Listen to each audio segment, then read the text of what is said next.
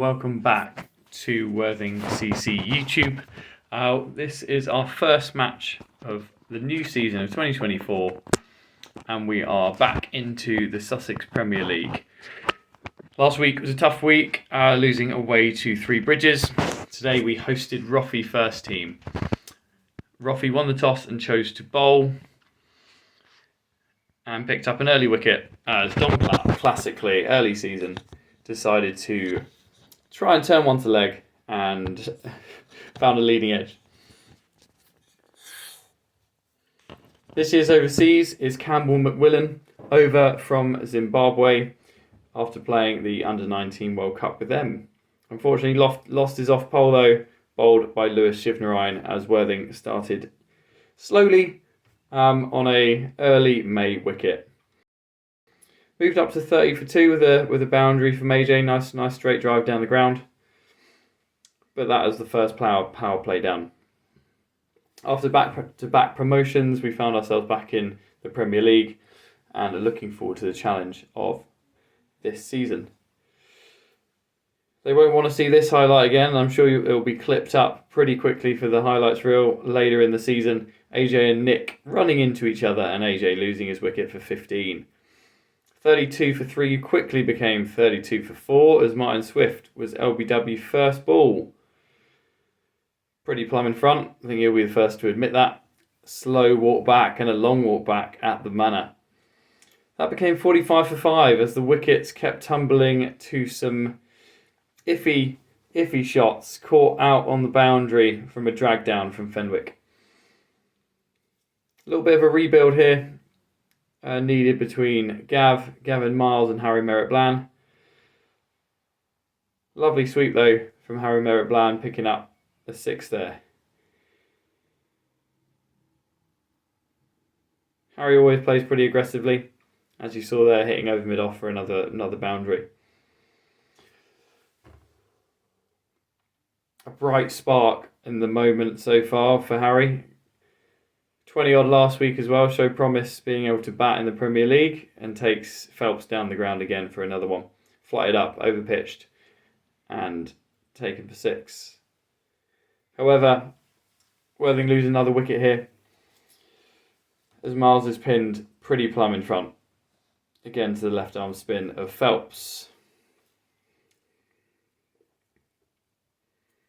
Bland continues on the attack though.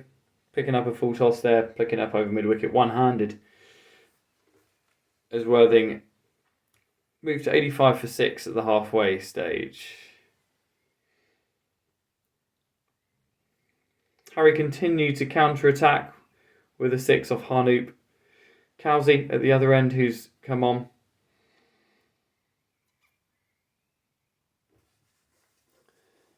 The two youngsters, Alex Watkins and Harry Merritt-Bland, building a little bit of a partnership again before losing a wicket, being stumped, not going down the pitch, but being stumped just short of his mark. Harry continues to play attackingly. There's obviously only 3 wickets left. And he reached his first team 50 with that leading edge. A runner ball, a really impressive knock, and one you will see that he is very, very happy with. It is his first team 50, and to do that in the Premier League is a real achievement for him. So hopefully that will kick on this year, and he can try and score a few runs for us down at number 7. Another lovely shot down the ground. Phelps over pitching, and Finwood, who joined Merritt-Bland, takes one over mid-wicket. We scored 150 last week, 149 before being bowled out.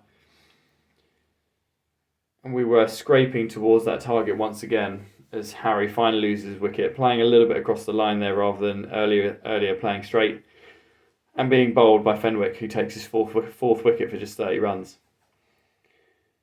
Harry Dunn did manage this week to get to that 150. He was the guilty party last week of chipping one back to the bowler on 149, leaving us 1 run short of 2 extra bonus points.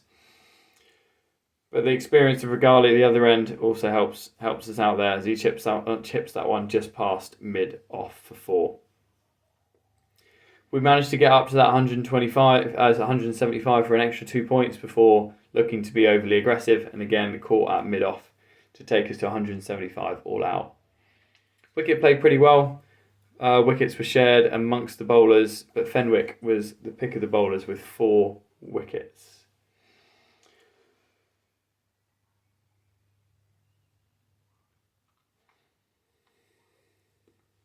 As you can see there, top score 61, and then a few little contributions. Regali 20, second highest scorer, followed by extras. Need a few more contributions there to make sure we get up and around that 225 for max batting points. Wickets shared around amongst the bowlers, decent economy rates too.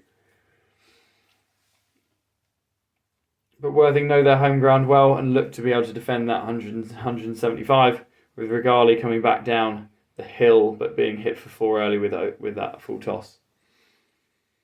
Not many highlights in that first 10 as the boundaries were hard to come by. A good economical first 10 from Worthing in comparison to last week when they were about 100 for 1 off the first 10. They reached their 50 off 17, so plodding along at 3 runs and over, but 2 experienced batters here, showing the wickets in hand are the important aspect at this stage when you're chasing a reasonably small target. Davies lifting one over extra cover to keep the run rate ticking at 3s and 4s. Much bigger boundaries here at the Manor as well. That's why boundaries are a little bit harder to come by with a slower outfield this early in the season. But Theo Rivers, as consistent as ever, making his way to 50 off 88 balls. And Roffey themselves reaching that 100 off just 25 overs. So going at 4 and over, but with those 10 wickets left in hand at this stage, they are looking very comfortable. Regali swapping ends,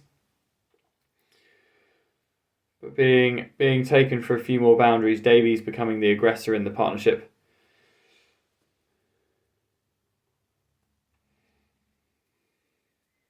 Matt Davies caught in the deep cover though, looking to carry on that aggressive trait. Brings Ben Welpton to the crease after captaining the second 11 at Roffey last year, being promoted into the first team after a winter in India. Nick Bellamy on after Finwood went off with an injury. Hope to see him back after not too long, as Rivers moved into the 90s. Just 10 runs to win. Roffey with 10 overs to spare, looking pretty comfortable at this stage. Worthing just hoping to pick up a few more bonus points. And there is one of them. A short and wide, always slower than you think at the Manor as well, and Rivers won't get to his 100 and pops it back to Bellamy, caught and bowled. Extra bonus point for Worthing as he picks up a second wicket. Decent ball, that one. Takes the top of off stump with just 3 runs to win. Bellamy will take some confidence from those 2 wickets, but Roffey bounce back from their defeat last week at a really high-scoring one against Hastings, the other promoted team, and have beaten Worthing by 7 wickets. We look forward to joining us again for the next week's home game against Preston Nomads. Thanks for watching. Bye.